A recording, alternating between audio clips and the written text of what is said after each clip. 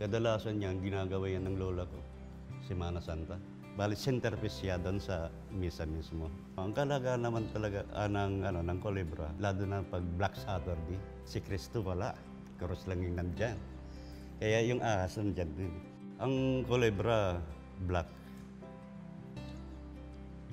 Black ang kulay niyan. Ang kahalagahan po ng mga pagkaing luma, yung gawa ng mga ninuno natin.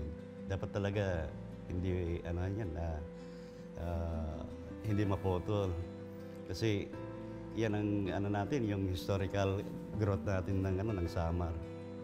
Wala kung paano ginagawa yan ng panahon, dapat magawa rin ng mga kabataan ngayon.